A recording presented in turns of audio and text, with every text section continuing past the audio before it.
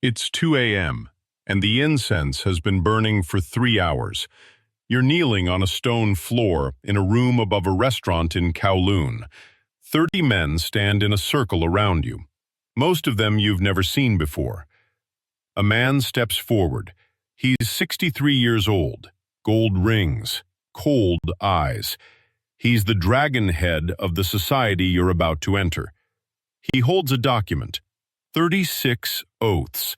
They date back to the 17th century, to a brotherhood of monks who resisted the Qing dynasty and scattered across the world, carrying a structure of loyalty and blood obligation that has survived 300 years. He reads the oaths. You repeat them. You swear loyalty to the society above your family, above the law, above your own life. A rooster's throat is cut. Its blood goes into a bowl. They prick your finger. Your blood goes in too. You drink it. You're 19 years old. You grew up in Shamshui-Po, in a flat so small your family of 5 used the kitchen as a bedroom. Your father drove a minibus. Your mother worked in a garment factory until it moved to Shenzhen. You left school at 16. You've been running errands for men connected to this society for 4 years, and they've been watching you the whole time. The dragon head looks at you. You are 49 now, the lowest of the low. Act accordingly. One of the men hands you a cigarette. You have entered something very old. Level 1, the 49. In the Triads, every rank is a number. The lowest is 49. Foot soldier, the one who does what he's told and is allowed to understand only his own piece. Your job is debt collection. The society runs a loan operation across 3 districts of Kowloon. The interest rates aren't legal. The clients are people who needed money fast and couldn't get it anywhere else. You visit the ones who are late. You explain the situation. You're good at it, not because you're frightening. You're 22 and lean, and you don't look like anyone's idea of an enforcer. You're good at it because of something your uncle told your recruiter when he vouched for you. This kid understands people. He reads them. He knows what they need to hear and when to stop talking. Most people pay. The ones who don't, you come back with someone bigger. You make enough money that your mother stops working the night shift. You tell her you work for a property management company.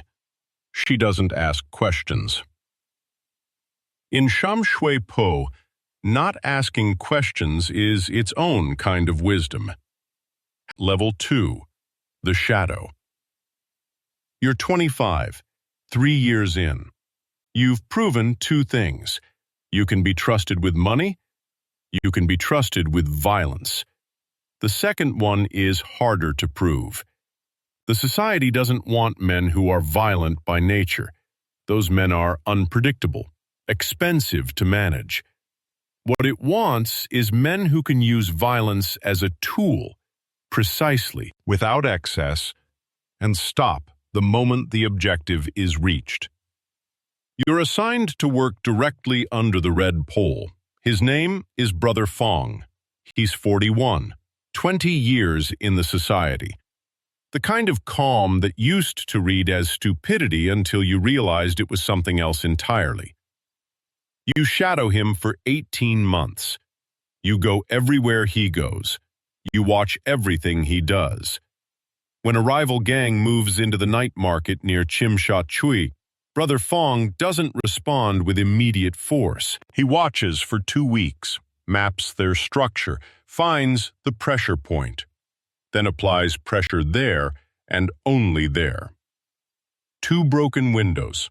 1 conversation in a car park at 2 a.m. The rival crew withdraws.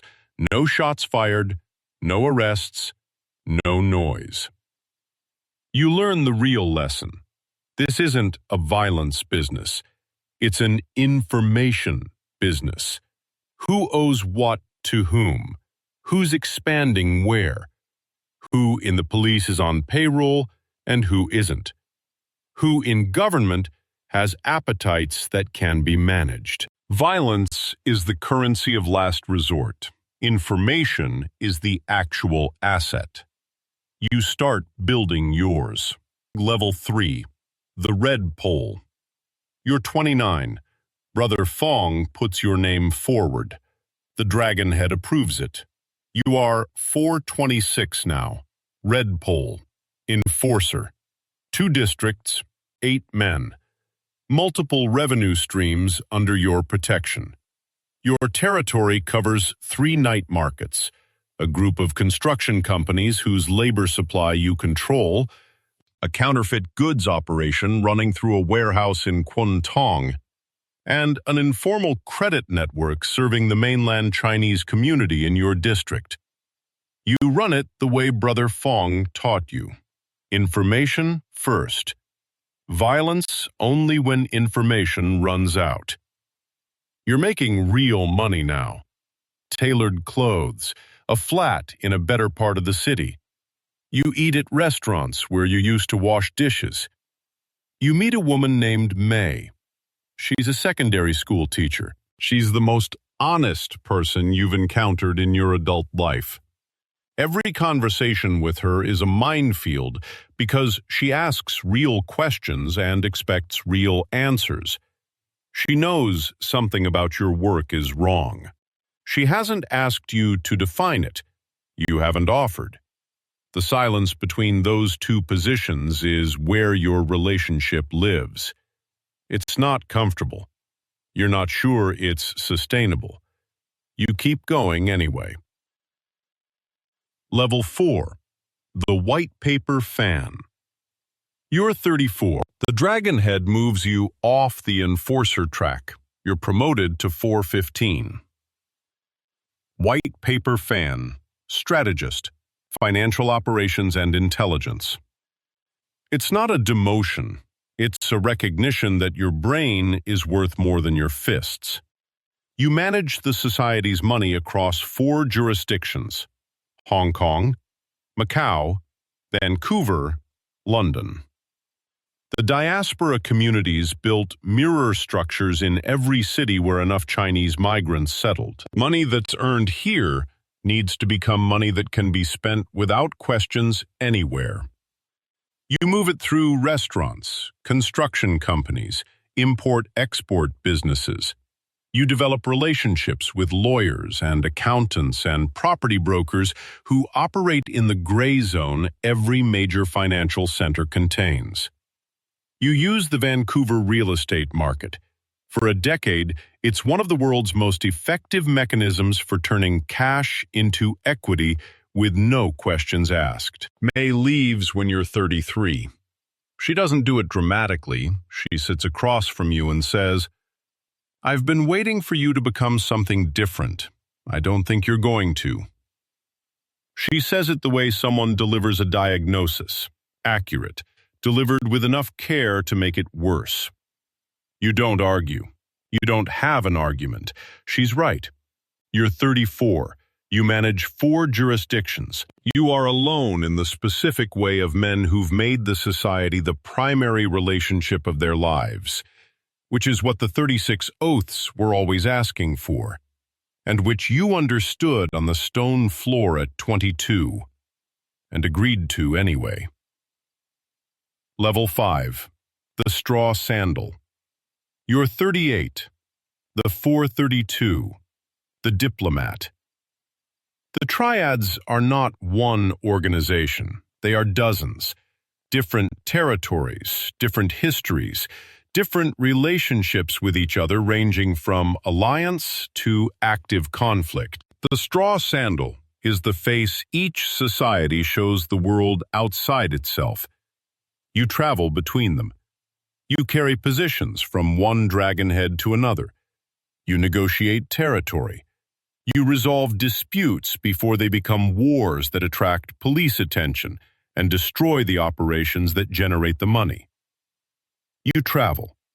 Macau, Vancouver, London, Sydney, Amsterdam. In every city, you meet the local leadership, assess their operations, and bring information back to Hong Kong. You deliver messages that are completely civil on the surface and completely clear underneath. In London, over dinner in Soho, the head of the British branch asks if you ever think about leaving. You say, "Leaving what?" He gestures. The restaurant, the dinner, everything it represents. You think about it honestly. You say, "I am the society. The society is me. There's no anywhere that doesn't include this." He nods. He was asking because he's been thinking about it himself. You're 38, 16 years in. The 36 oaths aren't something you remember anymore. They're the structure every decision you make runs on. Level 6. The Dragon Head. You're 46. The previous Dragon Head died of a stroke at 71. The succession took 3 months of meetings in private rooms, and the kind of oblique signaling through which the Triads have always chosen leadership, without anyone appearing to want it. You emerge as Dragonhead. The 489. Mountain Master. The highest number, the highest rank. The Dragonhead doesn't run operations. He holds the structure. All the vertical lines of loyalty in the society converge at you. You are the living guarantee of the oaths. You resolve the disputes that can't be resolved below. You manage relationships with politicians, police officers, judges, businessmen, and representatives of other criminal organizations whose territory touches yours. You manage all of it, the way you've always managed everything. Information first. Patience. The precise application of whatever the situation requires. 3,000 members, operations across 9 countries, revenue from sources ranging from street-level collections to sophisticated financial fraud, to legitimate businesses indistinguishable from their competition except in the origin of their founding capital. Hong Kong is changing around you. The politics have shifted. Certain accommodations that existed for decades are gone. New ones have to be negotiated with a different set of stakeholders. You navigate it. The society has survived the Qing dynasty, the British colonial period, the Japanese occupation, and the handover. It survives by being more flexible than the institutions that try to eliminate it. Brother Fong dies at 67, liver cancer. You attend his funeral at a cemetery in the New Territories on a gray November morning. His son is 32. He looks at you across the grave. He knows who you are. You nod. He nods back. You think about the car park at 2 a.m., the 2 broken windows. Information first. The son has his father's eyes. He'll come to you eventually. They always do. Level 7. The Weight. You're 52. Dragonhead for 6 years. The police intelligence file on you is 600 pages. You know this through a contact inside the force who's been in the society's orbit for 15 years and will stay there until retirement, at which point the obligation simply changes form. The file is accurate about your role, vague about the specifics. That's the correct distribution of knowledge. Your mother is 78. She lives in a flat in Kowloon that you arranged through intermediaries 20 years ago. She thinks it was a housing program. You've never corrected her. Every first Sunday of the month you visit. She makes soup. She talks about the neighbors and the temple and the television program she's following. She doesn't ask about your work. You drink her soup. You ask about the neighbors. At 52, you see things that weren't visible from lower in the structure. The society is not simply a criminal organization. In the communities where it operates, it provides things formal institutions don't provide to people who can't access formal institutions. Credit, dispute resolution, employment, protection from the specific predations the poor face from the more powerful. This isn't altruism. It's the basis of the social license that keeps the informants few and the loyalty deep. None of this makes what you are any simpler. It just makes it more complete. You are 52 years old. The 36 oaths are the architecture of your entire existence. The society is your family, your purpose, your identity, and your prison. These were never separate things. You understood that on the stone floor at 22, breathing incense smoke, and you drank the wine anyway. You had nowhere else to go. You would make the same choice. You're not sure what that says about you anymore. You've stopped asking. Level 8. The Cycle. Right now, in a flat in Shamshui-po, a 19-year-old is waiting for a phone call. He's been running errands for 3 years, picking up packages, delivering envelopes, standing outside specific buildings and texting specific numbers when certain cars arrive. His father drives a minibus. His mother works in a shop. He's smart. The men he runs errands for have noticed. One of them mentioned his name to someone slightly higher. That person mentioned it to someone higher still. The chain of notice is moving upward with the patience of an organization that has been evaluating recruits for 300 years and learned that patience produces everything haste cannot. The call will come on a Thursday. He'll be told an address, told to come alone. He'll go. He doesn't know about the stone floor, the incense smoke, the 36 oaths, and the rooster's blood in the bowl.